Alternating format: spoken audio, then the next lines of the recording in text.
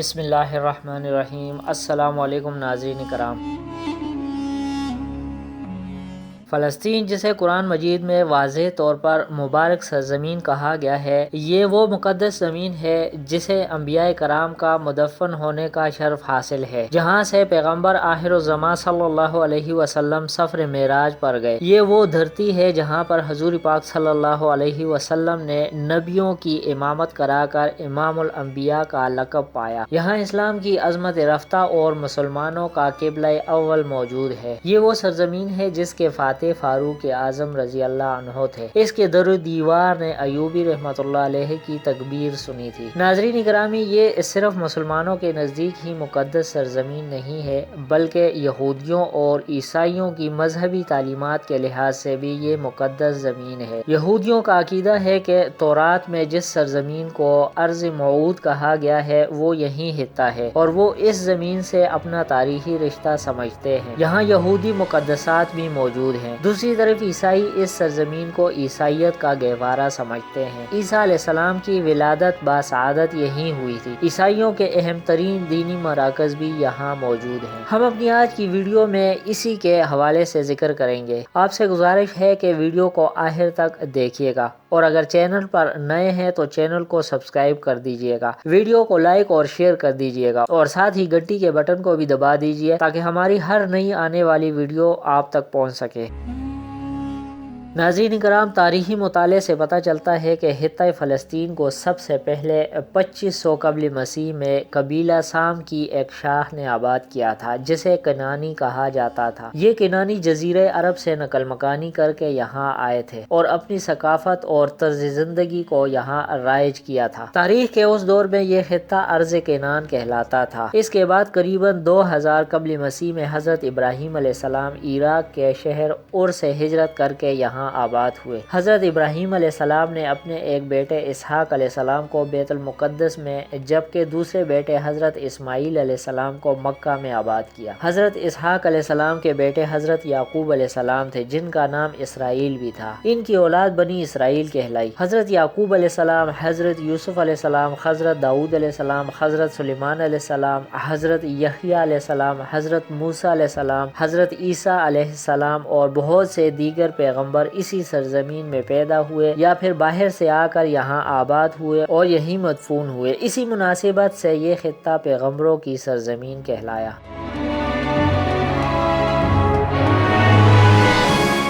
سامعین کرام، فلسطین چونکہ اپنی تاریخ کے ابتدائی دور میں کنعانیوں کا مرکز رہا، تو ان علاقوں میں جتنے بھی قدیم شہر تھے وہ سارے کنعانیوں نے ہی آباد کیے تھے۔ کنعانی قبیلے کی اہم شاخ ببوسی قوم نے القدس شہر بسایا تھا۔ کنعانی دور کے بعد عبرانی دور شروع ہوتا ہے۔ جیسا کہ ہم ابھی سے ذکر کر چکے ہیں کہ حضرت ابراہیم علیہ السلام نے کنعان کی طرف ہجرت فرمائی تھی۔ اس کے بعد حضرت یوسف علیہ السلام کے ذریعے آپ کی اولاد مصر کی حکمران بنی۔ پھر بتدریج قبطی ان پر غالب آئے اور حضرت موسیٰ علیہ السلام نے انہیں مصر سے نکالا۔ حضرت موسیٰ علیہ السلام کے بعد حضرت یوشع بن نون کی قیادت میں ان عبرانیوں نے کنعان کو فتح کیا۔ ناظرین کرام، حضرت شمویل علیہ السلام جو اللہ کے نبی تھے، پہلے اسرائیلی بادشاہ تھے۔ انہوں نے کافی عرصہ حکومت کی اور جب بوڑھے ہو گئے تو انہوں نے اللہ کے حکم سے طالوت کو بادشاہ مقرر کیا۔ اس واقعے کا ذکر قرآن مجید میں واضح طور پر سورہ بقرہ کی آیت نمبر 247 تا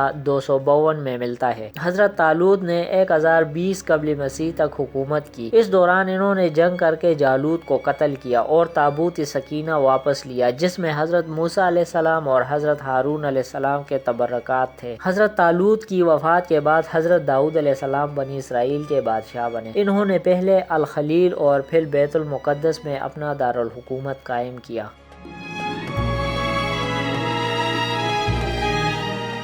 ناظرین کرام، بیت المقدس دنیا کا قدیم ترین شہر ہے اور یہ دنیا کا واحد شہر ہے جو یہودیوں، عیسائیوں اور مسلمانوں کے لیے یکساں باعث عزت و احترام ہے۔ اس شہر کا موجودہ نام یروشلم حضرت داؤد علیہ السلام نے رکھا تھا۔ حضرت داؤد علیہ السلام نے 1004 قبل مسیح سے 965 قبل مسیح تک 33 سال حکمرانی کی۔ ان کے بعد ان کے بیٹے حضرت سلیمان علیہ السلام نے حکومت سنبھالی، جو 926 قبل مسیح تک 39 سال قائم رہی۔ رہی۔ حضرت سلیمان علیہ السلام کی وفات کے بعد سلطنت دو حصوں شمالی اور جنوبی سلطنتوں میں تقسیم ہو گئی اور ایک عرصے تک باہم دست و گریبان رہی۔ مصر کے بادشاہ سیساک نے یروشلم کی طرف پیش قدمی کی اور بغیر کسی مزاحمت کے شہر میں داخل ہو گیا۔ اس نے ہیکل سلیمانی اور شاہی خزانوں کو لوٹا اور عبادت گاہوں کی تمام چیزیں لے گیا۔ 598 قبل مسیح میں بابل کے بادشاہ بخت نصر نے حملہ کر کے یروشلم سمیت تمام علاقوں کو فتح کر لیا اور شہر کی اینٹ سے اینٹ بجا کر بادشاہ اور ہزاروں شہریوں کو گرفتار کر کے بابل میں قید کر دیا۔ اس تباہی و بربادی میں نہ صرف ہیکل سلیمانی کا نشان مٹ گیا بلکہ دیگر صحائف کے ساتھ ساتھ تورات بھی غائب ہو گئی اور تابوت سکینہ ایسا غائب ہوا کہ آج تک اس کا سراغ نہیں لگایا جا سکا۔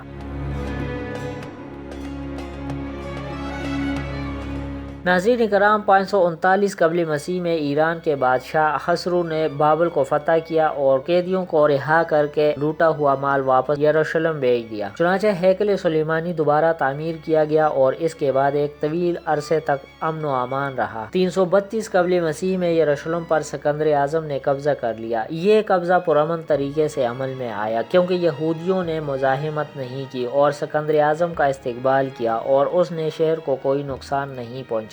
سکندر اعظم کی موت کے بعد اس کے جانشینوں نے یہاں یونانی ثقافت و تہذیب کو پروان چڑھانے کی سرتوڑ کوشش کی اور کئی شہر آباد کیے۔ 135 اور 70 قبل مسیح میں یہودی بغاوتوں کو کچل دیا گیا اور اسی زمانے میں اس خطے کا نام فلسطین پڑ گیا۔ ناظرین کرام، 63 قبل مسیح میں روم کے مشہور قائد پومپئی نے فلسطین میں یونانیوں کا زور توڑ ڈالا۔ اس کے چند سال بعد ہیروڈ اعظم کے دور میں ہیکل سلیمانی کو از سر نو تعمیر کیا گیا اور اس کے عہد میں بیت المقدس نے حضرت سلیمان علیہ السلام کے عہد کی عظمت حاصل کر لی۔ فرق صرف اتنا تھا کہ حضرت سلیمان علیہ السلام کے دور میں یہ خالص عبرانی اور یہودی شہر تھا جبکہ ہیروڈ اعظم کے دور میں یہ دوسرا روم بن گیا۔ یہ علاقہ روم کے پاس ہی رہا۔ رومیوں نے جب عیسائی مذہب قبول کیا تو انہوں نے یہودیوں کو سفاکی سے قتل کیا اور باقی کو دنیا کے مختلف علاقوں میں جلا وطن کیا۔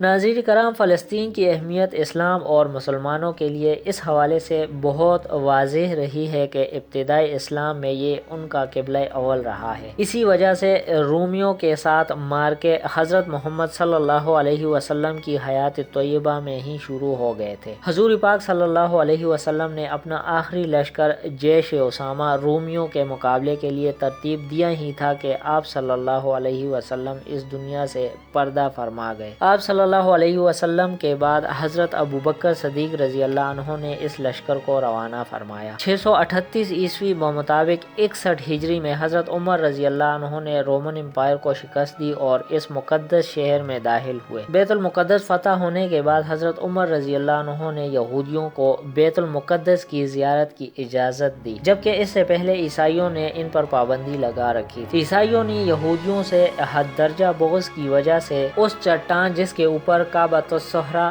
بنا ہوا ہے کو کچرے کے ڈھیر سے ڈھک دیا تھا کیونکہ یہودی اس کو مقدس مانتے تھے۔ امیر المومنین حضرت عمر رضی اللہ عنہ نے اپنے ہاتھ سے اس چٹان کے اوپر سے کچرا صاف کیا۔ مسلمانوں کے نزدیک اس متبرک مقام کی اہمیت یہ ہے کہ رسول اللہ صلی اللہ علیہ وسلم معراج والی رات اس چٹان پر سے براق پر سوار ہو کر آسمانوں پر تشریف لے گئے تھے۔ حضرت عمر رضی اللہ عنہ نے اس پر ایک مسجد تعمیر کیے جانے کا حکم فرمایا۔ 29 ہجری میں عبد الملک نے اس مسجد کو از سر نو تعمیر کرایا اور یہی مسجد الاقصی کہلائی۔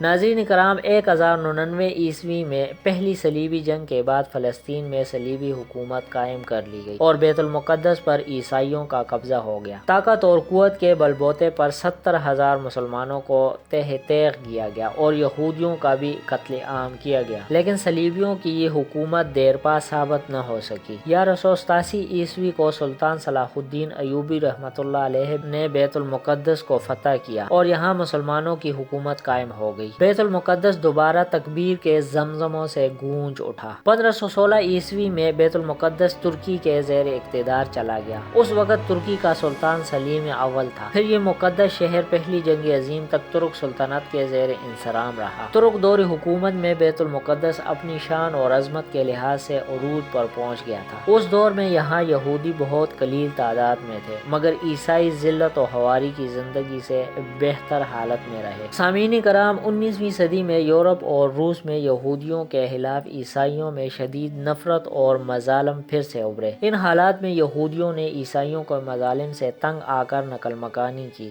جرمنی، مشرقی یورپ اور روس سے یہودی لاکھوں کی تعداد میں بے گھر ہو گئے۔ ان کی بڑی تعداد امریکہ، برطانیہ اور کچھ فلسطین میں آ گئے۔ اسی دوران میں صہیونیت کی تحریک نے جنم لیا۔ اس تحریک کا مقصد یہودیوں کے لیے اپنا ملک قائم کرنا تھا اور اس کے لیے انہوں نے فلسطین کو چنا۔ یہ تحریک یورپ، امریکہ اور فلسطین میں زور پکڑتی گئی اور یہودیوں نے بڑی تعداد میں فلسطین میں آباد ہونا شروع کر دیا اور یہاں زمین خریدنے لگے۔ یہ سلطنت عثمانیہ کا آخری زمانہ تھا۔ ناظرین عالم اسلام کو استعماری طاقتوں نے اپنی سازشوں کا ہدف بنایا۔ فلسطین کی سرزمین استعماری قبضے میں آنے لگی تو یہودیوں نے اس موقع کو غنیمت سمجھ کر اس خطے کے حصول کے لیے کوششیں تیز کر دیں۔ 1839 عیسوی میں سب سے پہلا مغربی سفارت خانہ جو بیت المقدس میں کھلا وہ حکومت برطانیہ کا تھا، جس کا واحد مقصد یہودیوں کی خدمت گزاری تھا۔ اس کے ساتھ ہی پوری دنیا سے یہودیوں کو بیت المقدس میں جمع کرنا شروع کر دیا گیا۔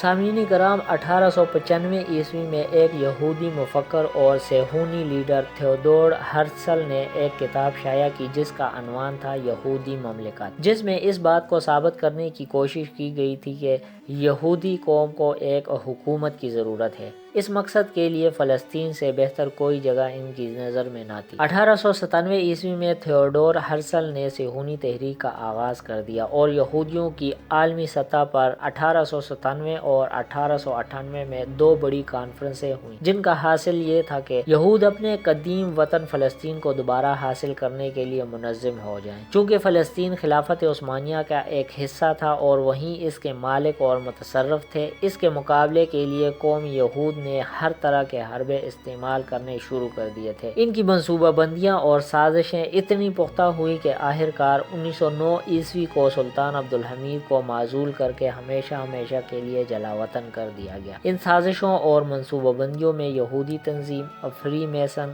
وہ یہودی جنہوں نے ریاکارانہ طور پر اسلام قبول کیا تھا، اور وہ مسلمان نوجوان شامل تھے جو مغربی تعلیم کے زیر اثر آ کر ترکی کی قوم پرستی کے علمبردار بن گئے تھے۔ ان لوگوں نے ترک فوج میں اپنے اثرات پھیلائے ہوئے تھے۔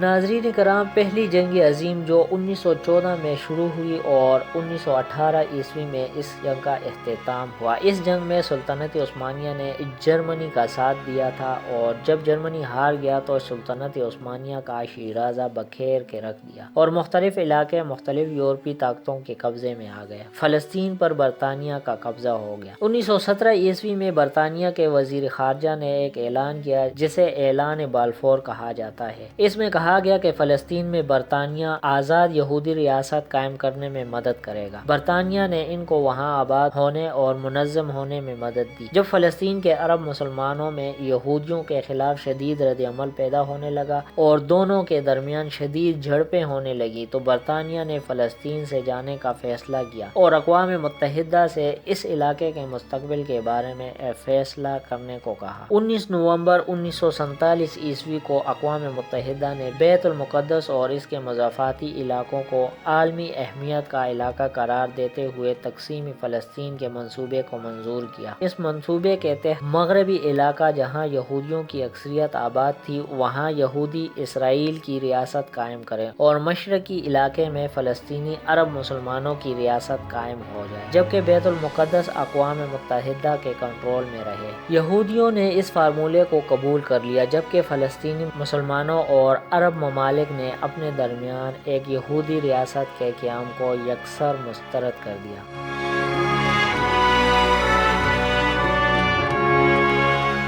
ناظرین کرام، 14 مئی 1948 عیسوی کو یہودیوں نے اسرائیل کے قیام کا اعلان کیا تو اسرائیل اور عرب ممالک کے درمیان جنگیں چھڑ گئیں۔ یہ جنگیں 1967 تک چلیں۔ جنگ کی شروعات میں اسرائیل نے مغربی بیت المقدس پر حملہ کر لیا اور فلسطین کے کچھ اور علاقے بھی اپنے قبضے میں لے لیے۔ بقیہ فلسطین کے مختلف علاقوں پر مصر، شام، لبنان اور اردن کا قبضہ ہو گیا۔ بیت المقدس کا مشرقی علاقہ، جس میں حرم شریف اور مسجد اقصی سمیت مقدس مقامات ہیں، اردن کے قبضے میں تھا۔ یہ صورتحال 1967 تک قائم رہی۔ 1967 کی عرب اسرائیل جنگ کے اختتام پر اسرائیل کا پورے فلسطین پر قبضہ ہو گیا۔ مقدس مقامات تاریخ میں پہلی مرتبہ یہودیوں کے قبضے میں آ گئے۔ آج تک بین الاقوامی برادری اس کو غیر قانونی سمجھتی ہے۔ اسرائیلی پارلیمان نے 1950 سے ہی بیت المقدس کو اپنا دارالحکومت قرار دے رکھا ہے، لیکن دوسرے ممالک نے اقوام متحدہ کے احترام میں بیت المقدس کی بجائے تل ابیب میں اپنے سفارت خانے تعمیر کر رکھے ہیں۔ ناظرین، عالمی دباؤ کے باوجود اسرائیل آئے روز فلسطین کی سرزمین ہڑپتا جا رہا ہے اور ہزاروں فلسطینیوں کو گھر سے بے دخل کیا جا رہا ہے۔ فلسطینی مسلمان آج بھی اسی انتظار میں ہیں کہ کوئی صلاح الدین ایوبی کی طرح آئے اور بیت المقدس کو آزاد کرا دے۔